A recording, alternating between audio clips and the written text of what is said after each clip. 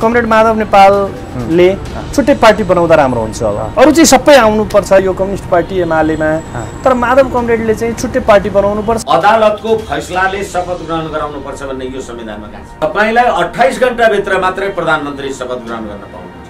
तपाईले 29 घण्टा 30 घण्टामा कसले भनेर शपथ महाभियोग लाग्यो भइगयो नि त, कच्चा कुचुक गरेर फाल्दिन्छौँ हामीलाई। कस्ता चरित्रका मान्छेहरु छन् जो आफ्नै पार्टीलाई लात हानेर अर्काको खुट्टा ढोल्छन्। आफ्नो सरकार ढालेर कांग्रेसलाई त्यो सिरपेस लगाइदिने, सत्ताको चाबी हस्तान्तरण गर्ने माधव कमरेडले फेरि जनताका बीचमा एमाले पंक्तिमा के भन्दै जाने? प्रतिनिधि सभा पुनर्स्थापना हुनुभन्दा 2-4 दिन अगाडि 81 करोडको गाडी अदालतका न्याय दम छ लाग्यो भइगयो त। यो सडकमा नि यो राष्ट्रपति संस्था त्यति बनाएको होइन, महाभियोग लगाएर कोकला बस्ने रहर छ, तोलेन्द्र शमशेरलाई बस्ने रहर होला राष्ट्रपतिको कुर्सीमा, तर दम छ त। अदालतले बनाइदिएको सरकार नेपाली जनताले बनाएको सरकार पनि होइन, नेपाली जनताको लोकप्रिय सरकार पनि। इतिहासमा यति धेरै प्रधान न्यायाधीशका पुतलाहरू जलेका थिएन यसपालि जले। राष्ट्रपतिलाई प्रधानमन्त्री हुन सक्ने आधार प्रस्तुत गर्यो भने राष्ट्रपतिले प्रधानमन्त्री नियुक्ति गर्यो। माधव कुमार नेपालले अन्तर्घाती गोल गर्नुभयो। यसलाई भन्छन् आत्मघाती। आत्मघाती हो।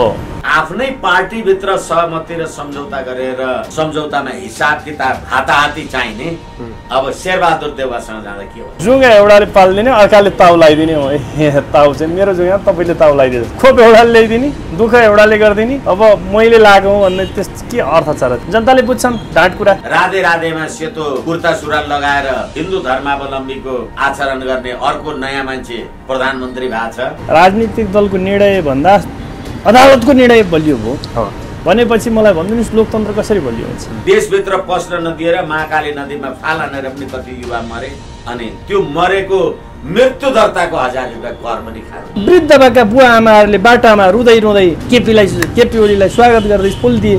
यसले के संकेत गर्छ भने आधारभूत तहका जनताहरू केपी ओलीसँग खुसी थिए। 2 वा 2 भन्दा बढी दलको मान्छेलाई मन्त्री भएर राखेर शपथ ग्रहण गराउनु नेपाली कांग्रेस र माओवादीले। म्याद खोइ मन परि गर्नुहुन्छ त तपाईहरुको हातमा सत्ता छ। केपी शर्मा ओलीले यो 3.5 वर्ष जुन समय अवधिमा काम गर्नुभयो, जनताले सम्झिन लायक के काम गरेको जस्तो लाग्छ तपाईलाई एक समर्थक भएको हिसाबले? कागज छ भने तपाईँ पनि र आम दर्शक जसले चाहिँ केपी ओलीको विरोध गर्नुहुन्छ लेख्दा हुन्छ, टिप्दै जानुहोस् है। तेस्रो, उहाँले सीके राउतलाई पृथकतावादको आन्दोलन गर्दै गरेको सीके राउतलाई नेपालको राजनीतिको मूलधारमा ल्याइदिनु भयो। 3, चौथो, उहाँले विप्लवलाई नेपालको राजनीतिको मूलधारमा लिएर आउनुभयो। 4, टिपिरहनु भएको छ नि।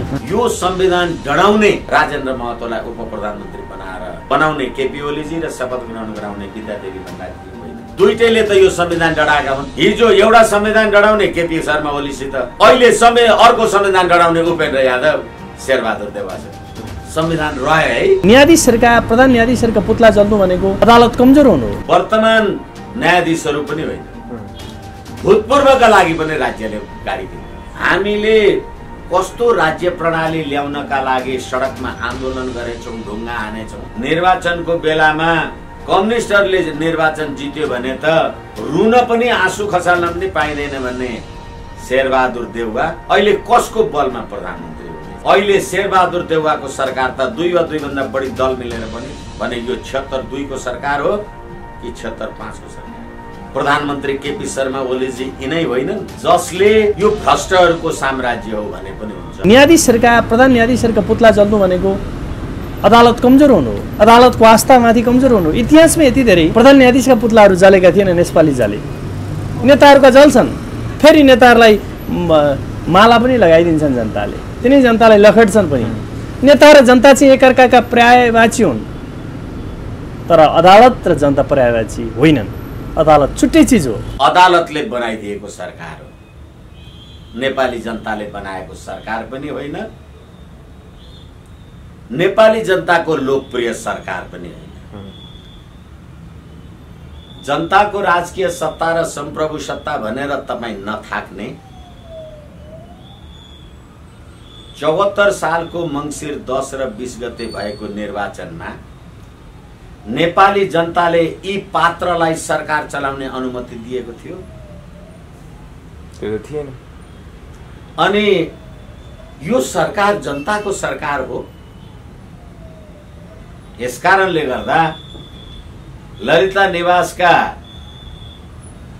भ्रष्टाचारका अभियुक्त अथवा त्यो निर्णय गर्ने अहिले तत्कालीन प्रधानमन्त्री माधव नेपालजी र तत्कालीन उप प्रधानमन्त्रीजी विजय गजदारहरू प्रकारान्तरले अहिले एउटै गठबन्धनमा हुनुहुन्छ। यसकारणले गर्दा सर्वोच्च अदालतले सरकार राखिदियो, सरकार पुनर्स्थापना भयो अनि अदालतले सरकार राखिदिएपछि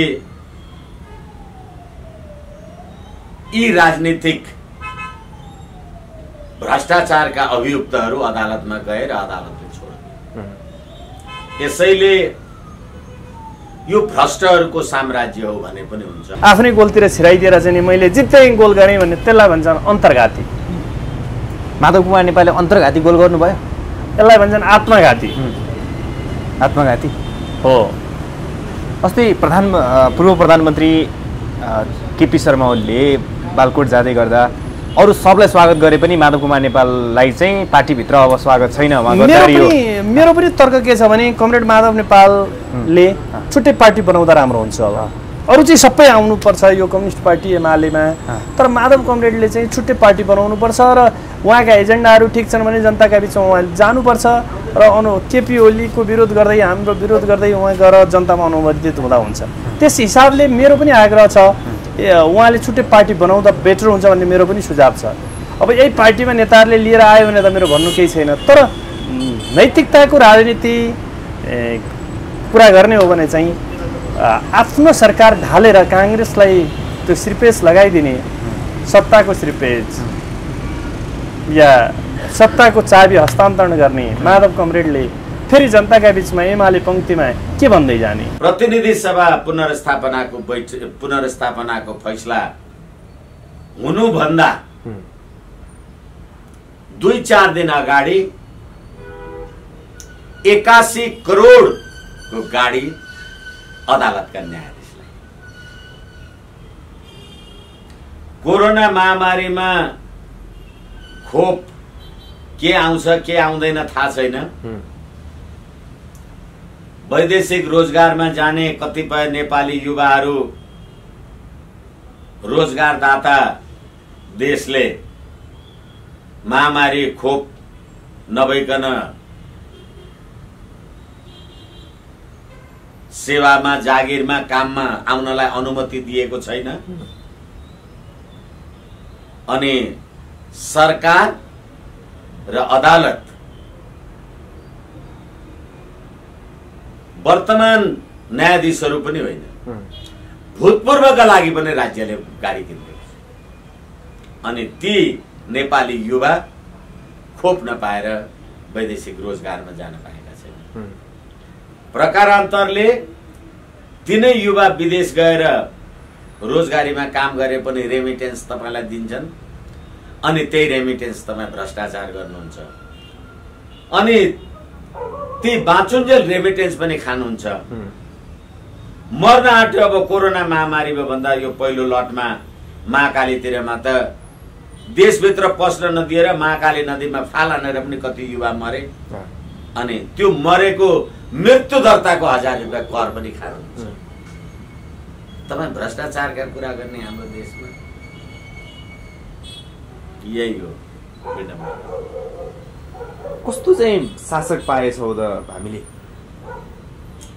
हामीले कस्तो शासक पाएछौँ होइन, हामीले कस्ता मानिसलाई शासक रोजेछौँ, हामीले कस्तो राज्य प्रणाली ल्याउनका लागि सडकमा आन्दोलन गरेछौँ, ढुङ्गा हानेछौँ, हामीले प्रजा मोटा भया दरबार बलियो रहन्छ भन्ने पृथ्वीनारायण शाहले आर्जन गरेको मुलुकबाट राजतन्त्रलाई कसरी हामीले गणतन्त्र बनाएछौँ।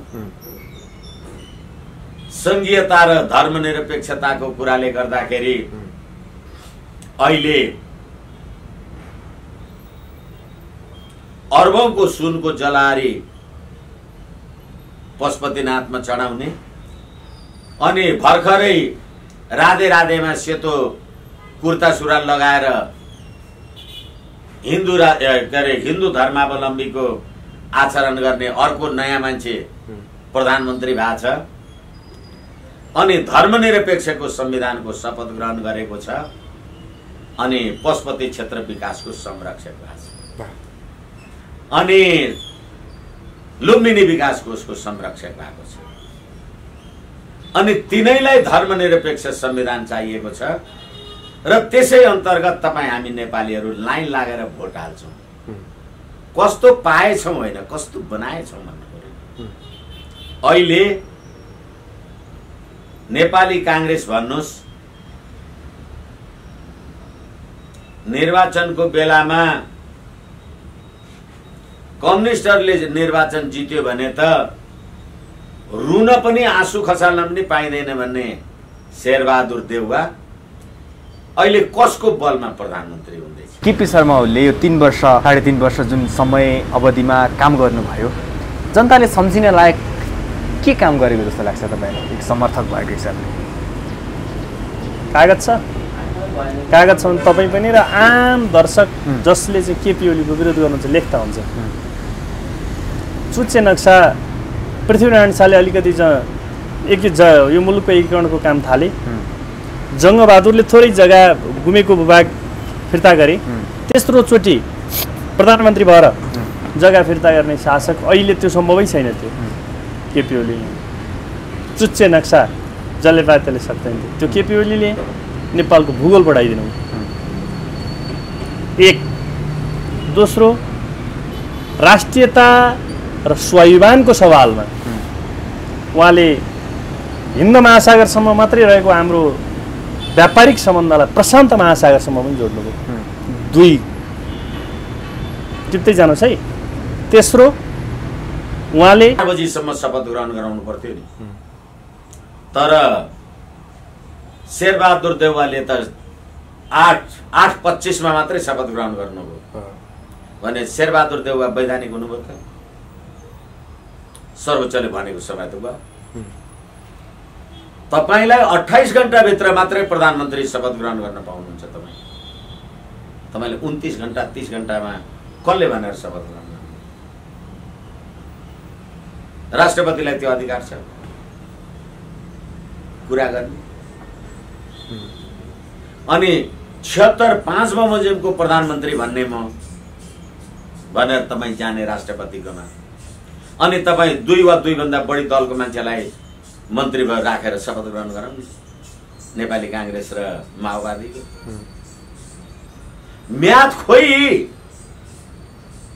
मन परि गर्नुहुन्छ त तपाईँहरूको हातमा सत्ता छ गर्नुहोस्। मैले के यसकारणले अदालतले बनाइदिएको यो 76 5 कै प्रधानमन्त्री हो भने पनि यो पनि अब अवैधानिक म्यादभित्र शपथ ग्रहण भएन। अदालतले होइन भने 28 घण्टा किन लेखे त? 32 घण्टा लेख्थ्यो होला 40 घण्टा अथवा शपथ ग्रहण गराउनु मात्रै भन्थ्यो होला भनेपछि 29 घण्टाभित्र शपथ ग्रहण गराउन पाइने त्यस्तो खै मन त देखाएको छैन। र 76 5 बमोजिमको तपाईँ प्रधानमन्त्री हो। तपाईँ आफूलाई 76 5 बमोजिमको प्रधानमन्त्री भन्नुहुन्छ। राष्ट्रपति कार्यालयले जारी गरेको विज्ञप्तिमा त 78-3-28 को सर्वोच्च अदालतको फैसलाले पनि भन्नुहुन्छ नि अदालतको फैसलाले शपथ ग्रहण गराउनु पर्छ भन्ने यो संविधानमा कहाँ छ? दम छ भने मावियोग लाए भइगयो नि त। कच्चा कुचुक भएर फाल्दिन्छौँ हामीलाई। दम छ लाए भइगयो त। यो सडकमा नि यो राष्ट्रपति संस्था त्यति बनाएको होइन। मावियोग लगाएर ककल्ला बस्ने रहर छ। चोलेन्द्र शमशेरलाई बस्ने रहर होला राष्ट्रपतिको कुर्सीमा। तर दम छ त?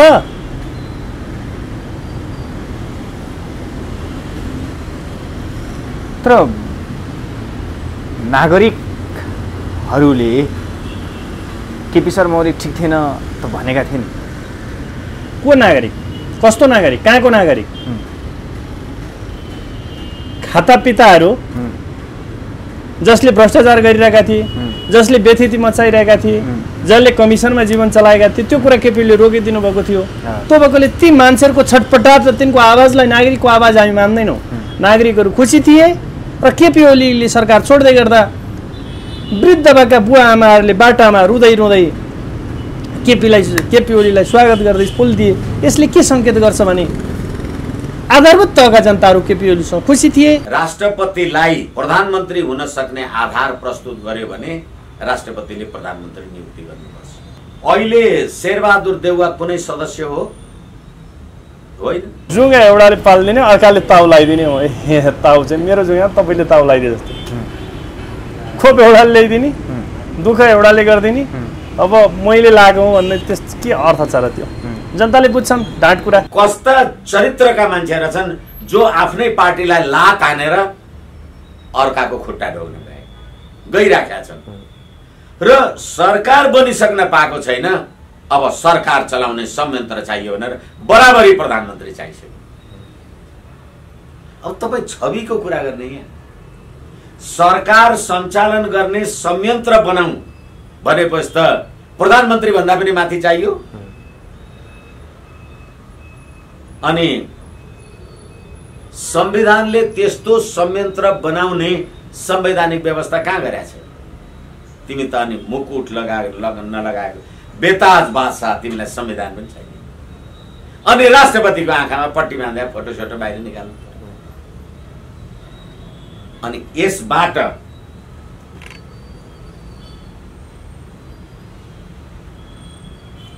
जसपाको कुरा गर्नुहुन्छ, राजेन्द्र महतो र उपेन्द्र यादव दुईटैले त यो संविधान डढाएका हुन्।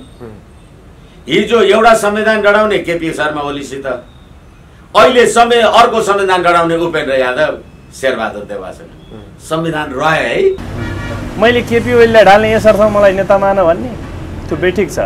त्यस हिसाबले अहिले चाहिँ उहाँले आफ्नो उहाँका हितका लागि पनि छुट्टै पार्टी बनाउने या प्रचण्डसँग प्रवेश गर्ने। बेटर त के हुन्छ भने उहाँको अफ्ताब आलमकै जिल्लाको मान्छे हो उहाँ, रौतहटको। तपाईँको अफ्ताब आलमको पार्टीमा अलिक राम्रो हुन्छ होला भन्ने लाग्छ मलाई चाहिँ। के हो भने जिल्ला मिल्यो नि त, त्यतातिर कहाँ हो जाने, त्यसरी चाहिँ नि पार्टी रोज्ने या आफ्नै पार्टी बनाउने के गर्दा राम्रो हुन्छ उहाँले सल्लाह गरिकन त्यो गर्दा राम्रो हुन्छ भन्ने मान्छु म। मेरो सुझाव हो। अब होइन भन्नुहुन्छ भने त मेरो भन्नु के छ र?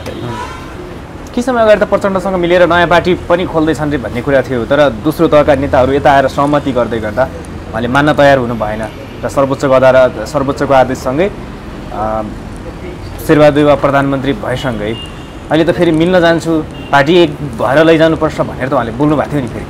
फेरि यस्तो छ, उहाँको कुरा त्यस्तो छैन। उहाँको कुरा चाहिँ के हो त भन्दाखेरि यहाँ तीनटा कुरा छन्। यहाँ आउँदा पनि उहाँले पार्टी कब्जा गर्न सक्दा आउने हो होइन, त उहाँ आउनुहुन्न। त्यसै हिसाबले मेरो सुझाव मैले राखिसकेँ। मेरो सुझाव चाहिँ के हो भने उहाँले यो एमालेमा फिर्किरहनुभन्दा फरक पार्टी बनाएर जानु राम्रो हुन्छ। दोस्रो पुस्ताका मान्छेहरू जसले 10 बुद्धेमा हस्ताक्षर गरेका छन् त्यो पङ्क्ति चाहिँ फेरि आउँछ जस्तो लाग्छ मलाई। तर च्यालेन्ज त गर्नु भएको छ नि। हेर्नु त यो अखिल फोर्स बनाएर अब सडकमा भिड्नको लागि पनि तयार भइसक्नु भयो अरे। हिजो त्यो युवाहरू यस्तो छ, मैले नबुझेको कुरा चाहिँ के हो त भन्दाखेरि अखिलको काम चाहिँ पढ्ने हो, विद्यार्थीहरूको काम, र विद्यार्थीको एजेन्डा चाहिँ स्थापित गर्ने हो। अब असरल विद्यार्थीका एजेन्डाहरू छन्। अखिल फोर्स बनाएर माधव नेपालको रक्षार्थ अखिल फोर्स बनाएको भनेर जसरी बाहिर आयो त्यो कुराले केही साथीहरूलाई तिग्रा ठटाउन, सलामी गुलामी गर्न त काम दिएला, तर विद्यार्थीको आन्दोलन चाहिँ त्यो कुराले बचाउँदैन र त्यसले गलत दिशामा लान्छ। अरू सङ्गठनले, युवाले गर्ने, खेलकुदले गर्ने, स्वयंसेवकका अरू सङ्गठनले गर्ने, विद्यार्थीले चाहिँ के हो भने विद्यार्थीले विद्यार्थीकै काम गर्नु पर्यो। त्यसको कुनै अर्थ छैन। तर एउटा नयाँ शक्ति, उदयमान शक्तिको रूपमा आफूलाई विकास गर्छौँ भनेर उनीहरू बोलेका छन्। तपाईँहरूले त खुल्ला चुनौती पनि दिए हिजो। कसले? अखिल फोर्सका। अखिल फोर्स भनेको ऐनजी अध्यक्ष हुनुहुन्छ अखिलको, उहाँहरूले बनाएको जस्तो लाग्दैन। सुदेशजीहरू जो अखिलबाट 2-4जना साथीहरू टुक्रिएर चाहिँ नि माधव कमरेडतिर कुदिरहनु भएको थियो, उहाँहरूले के भन्दा हुन्छ भने यसो मिडिया सेलिङको कुरा हो। त्यो मिडिया सेलिङ हुन्छ नि, आफ्नो कुरा सेल गर्नु पऱ्यो नि त बजारमा, त्यसका लागि मात्रै हो। त्यति मात्रै? त्यति मात्रै। मैले उहाँहरू पनि मेरो प्रिय साथीहरू भाइहरू हो, मैले धेरै अन्डरस्टिमेट गरेर त बोल्दैन, तर त्योभन्दा ज्यादा कुरा होइन। त्यसो भए अब शेरबहादुर देउवा 5औं पटक प्रधानमन्त्री बन्नुभएको छ र सम्पूर्ण नेपालीलाई अब खोप यही वर्षभित्र नै लगाइदिन्छु भनेर अभियान चलाउनु भएको छ। उहाँले शेरबहादुर देउवाले कुराकानी गर्नुभयो, उहाँले बोलिरहनु भएको छ। अहिले मिडियाहरूमा उहाँको सामाजिक सञ्जालमा पनि त्यसै देखिन्छ। यस्तो छ, खोप केपी ओलीले ल्याइदिनु भयो। केपी कौनले भनेको अस्तिको त्यो उखान मलाई खुब मन पर्यो क्या। आफ्नै पार्टीभित्र सहमति र सम्झौता गरेर सम्झौतामा हिसाब किताब हाताहाती चाहिने अब शेरबहादुर देउवासँग जाँदा के भयो? विचार त गर्नु पर्यो। र यदि म त्यति जानकार छु, म त्यति सचेत छु भने जसले आफ्नै वंश विनाश गरेर मेरो पछि लाग्दैछ त्यसले मौका पायो भने मलाई के गर्दैन? र चितवनमा प्रचण्डजीको छोरीलाई मत हाल्नको लागि उर्दी गर्ने शेरबहादुर र त्यो उर्दी पछाडि भएको निर्वाचनमा नेपाली कांग्रेसको जुन बुरी हाल भयो, अब आगामी निर्वाचनमा नेपाली कांग्रेस यति पनि हुँदैन। यसकारणले गर्दाखेरि तपाई आफ्नै घर विद्रोह गरेर आफ्नो घरमा डडेलो लगाएर मेरो घरमा आउनु भएको छ भने मेरो घर चाहिँ अब पाउँदैन। सरकार सञ्चालनको लागि संयन्त्र चाहियो। अब तिमीलाई बराबरी प्रधानमन्त्री चाहियो। सरकार चलाउनलाई संयन्त्र चाहियो भनेर प्रचण्डले भनेपछि शेरबहादुर जीसँगै आफूलाई पनि ठाउँ चाहियो भने हैन? चलाउनुस्, 2-2वटा प्रधानमन्त्री राख्नुस्, 3-3वटा राख्नुस्। सर्वोच्च छँदैछ नि, 5वटा प्रधानमन्त्री राख्यो भने मान्दिन्छ। जस्तो माधव कुमार नेपाल समूहलाई साथ दिएका केही नेताहरूले अबको 1 महिना पछाडि चाहिँ फेरि ओली नै प्रधानमन्त्री हुन्छन्, होइन भने एमाले फुट्छ भनेर भनेका छन्। तर सर्वोच्चको त्यो जुन फैसला हेर्दाखेरि त त्यो देखिँदैन। फेरि के बोल्दैछन् यिनीहरू? यो मैले त धेरैचोटि भनेको छु, मेरो लागि यो संविधान नै गाई जात्रा हो। संविधानको धारा 76(2) ले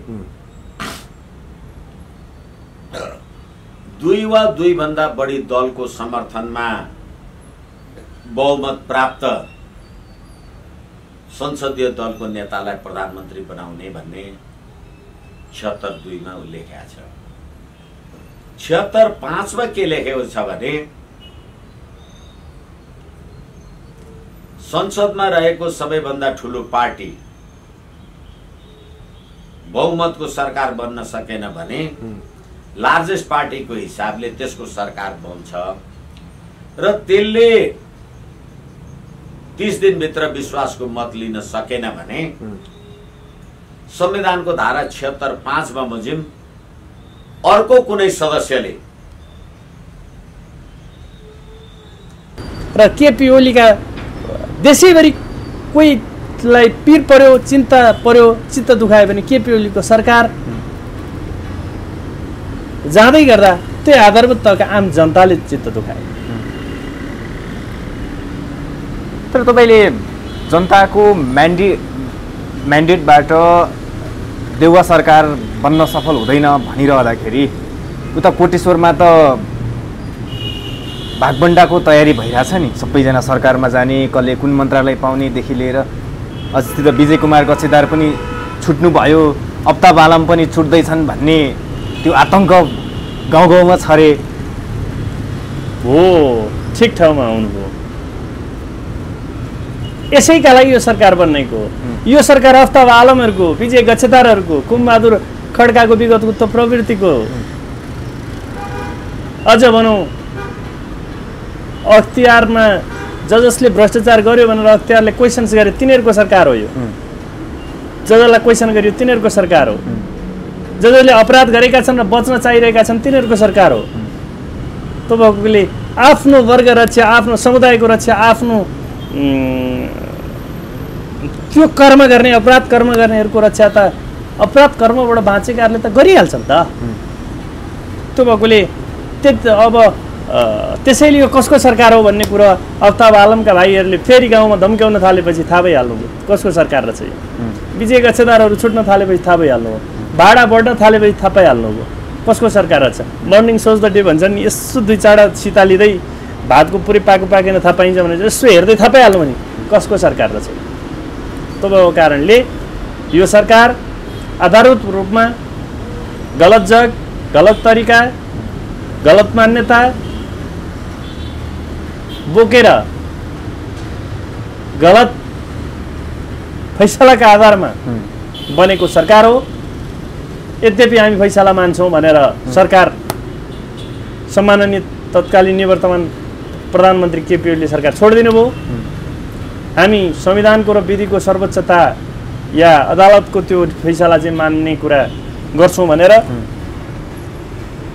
कार्य जे भए पनि गलत तरिकाले आयो। अब जहाँसम्म माधव कमरेडहरूको प्रश्न छ, तपाईँ फुटबल, म त खेलकुद क्षेत्रको पनि मान्छे हुनुको नाताले फुटबल खेल्दै गर्दा जो गोलकी छ, जसलाई गोल रक्षाको जिम्मा दिएको छ, उसले गोल रक्षा गर्नुको साटो आफ्नै गोलपोस्टमा गोल छिराएर मैले जितेँ भनेर हुर्रे गर्नु के अर्थ छ र? उहाँले त 90 मिनट लाग्छ विपक्षीको गोलपोस्टबाट गोल छिराउन, गेम खेल्नका लागि 90 मिनटमा 2-3 चोटि झुकेर 2-4 चोटि छिर्यो भने एउटा कुरा न, तर छिराउनै कति गाह्रो छ। तर गोल भेट्यो कि ऊ त नेपाली कांग्रेसको संसदीय दलको नेता हो र अहिले विद्यादेवी भण्डारीले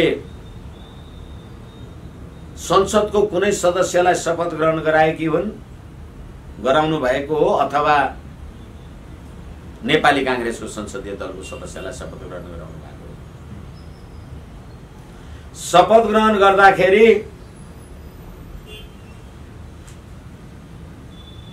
सर्वोच्च अदालतको मिति 2078 3/28 गतेको फैसला पनि उल्लेख छ र संविधानको धारा 76(5) पनि भनेको छ। भनेपछि अहिले शेरबहादुर देउवाको सरकार त 2 वा 2 भन्दा बढी दल मिलेर बन्यो नि त। भने यो 76(2) को सरकार हो कि 76(5) को सरकार हो? 2 वा 2 भन्दा बढी दल होइन भनेदेखि त कुनै सदस्य भनेपछि त कुनै राजनीतिक दलको सदस्य हुनु भएन नि। अहिले जसलाई मन्त्री बनाउनु भयो शेरबहादुरजीले, उहाँहरू राजनीतिक दलको संसदीय दलको मान्छे हो कि होइन? त पम्फा भुषाल भन्ने मान्छे र अर्को के छ जनार्दन शर्मा, जनार्दन शर्मा, ती माओवादीको संसदीय दलका मान्छे हुन् कि हो? यी कुनै सदस्य हुन्? अब यही सर्वोच्च अदालतले बनाएको प्रधानमन्त्री, सर्वोच्च अदालतले त भन्यो 78-3/28 गते फैसला गरेर 78-3/28 गते 1 बजी फैसला सार्वजनिक भयो भने 28 घण्टासम्म तिमीले चाहिँ प्रधानमन्त्री नियुक्ति गर्नु भनेपछि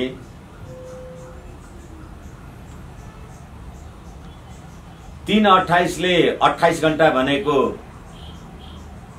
3/29 ले 24 घण्टा,